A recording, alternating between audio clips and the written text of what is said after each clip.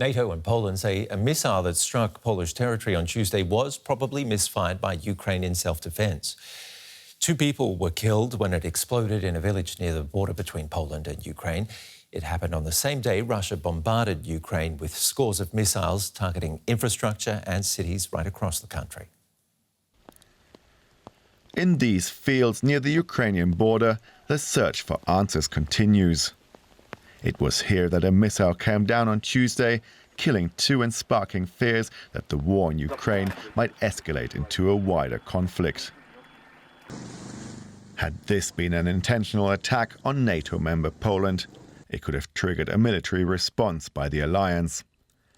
But analyses of these fragments led Warsaw to conclude that the missile was not launched by Russia.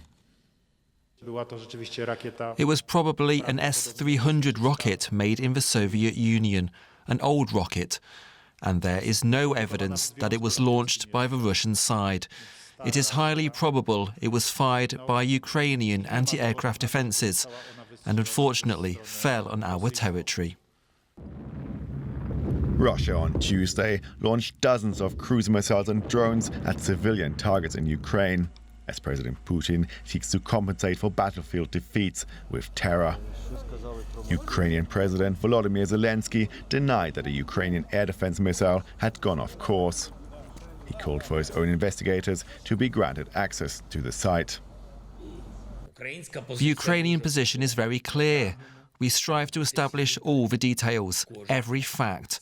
That is why we need our specialists to join the international investigation and to get access to all the data available to our partners and to the site of the explosion. The incident has not weakened the resolve of Ukraine's key ally, the United States. And we, the United States, are determined to continue to support Ukraine with the means to defend themselves for as long as it takes. But at the end of the day, Ukraine will remain a free and independent country with its territory intact. With NATO unlikely to join the fight, Ukraine will need all the material support it can get. Our reporter Grzegorz Szymanowski is in the village where the missile exploded. What's the reaction there where you are? Ben, there is a mixture of emotions here in Przewodow, the village where the rocket exploded 2 days ago. The people we spoke to here are, first of all, afraid. There is fear and anger at this terror. The people are afraid about that the conflict behind the border could spill over to their village, to their lives so easily. Well, there is also the sense of relief after yesterday's news. You know, after they found out that this was a Ukrainian and not a Russian rocket, they are relieved that there is no risk of a bigger conflict which would endanger them. You know, they are living just very close to the border. We are just 6 kilometers away. But ultimately now there is a sense of a time for grief here. 2 people from this very closely knit community died. There is only 400 inhabitants here in this village. So people knew the 2 men that were killed, and they will now need the time to process that. What about the investigation that's ongoing there? Ukraine's requesting access to the site for its own investigators. What can you tell us there? That's right. We are hearing these reports about Ukraine requesting access and participating in the investigation. We are also hearing reports in Poland that the Polish government is in contact with the Ukrainian side on this issue. But for now, there have been no announcements about that. The Polish police is conducting the investigation here on site. You can see behind me the police have cordoned off this area. A few hundred meters further is the crater where the missile struck. The Polish police have pulled big resources. There are experts, and there is also several prosecutors working on this site. And Poland is if it comes to international cooperation, Poland is cooperating with the US. There were American experts here on site, and there is an exchange of information going on. The chief of CIA was also in Warsaw yesterday, so I think this is the cooperation Poland is concentrating on at the moment. Grzegorz Szymanowski reporting from the site where that missile exploded from Poland. Thank you.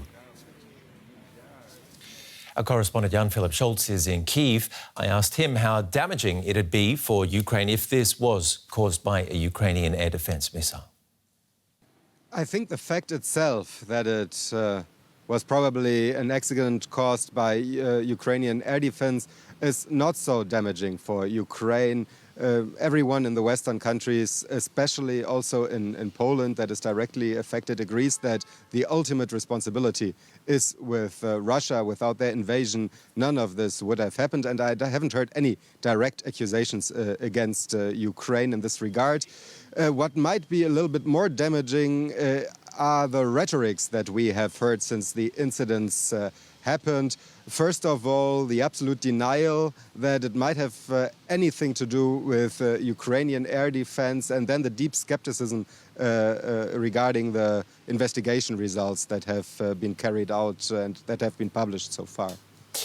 President Zelenskyy was still saying yesterday he has no doubts it was not Ukraine's missiles, saying he bases his conclusion on reports from the Ukrainian military. How does that fit into the narrative?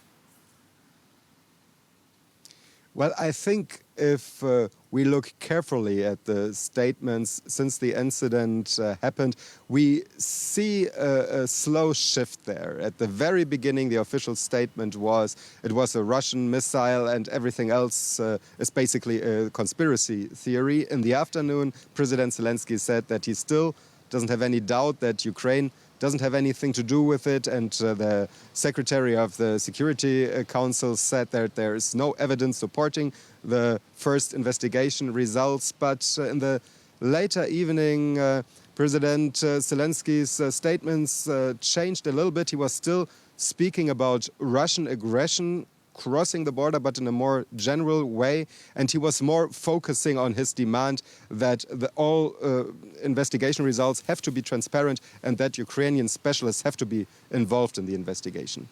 OK, and I heard an air raid siren there ringing out just as we crossed to you.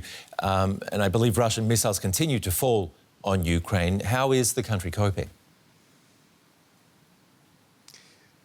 The last 2 days have been extremely difficult. The wave of missile attacks that we have seen has, without any doubt, been the strongest, the heaviest wave of attacks so far. It's very difficult for Ukraine at the moment. Everyday life has changed. There are still a lot of power cuts on a daily basis. And what is also quite alarming in this regard are statements by international specialists, by international experts, that the power cuts have also increased the risk once again of a possible nuclear accident because the power plants obviously rely on external power during their operations. It's a very difficult moment, and we must not forget that fighting continues after the withdrawal of Russian troops from Kherson in the south. Fighting has once again increased in the eastern part of the country. Jan-Philipp Schulz with the update there from the Ukrainian capital. For more, I'm joined by DW Russia analyst Konstantin Eggert in Vilnius. Konstantin, let's go back to this explosion in Poland. What is the reaction in Russia following NATO saying that the missile was astray from Ukraine? Well, it is predictable. The Kremlin propaganda chat shows on television are laughing at Ukrainians and laughing the Western allies. And at the same time, the former president and prime minister, now deputy head of Security Council of Russia, Dmitry Medvedev, wrote in his Telegram channel that this incident means that the West is increasing chances of war in Europe. He also joked about a possibility of Ukrainian missile hitting the US capital eventually. So the propagandists are having a field day in Russia, Ben. How, though, is the Kremlin using this to its advantage?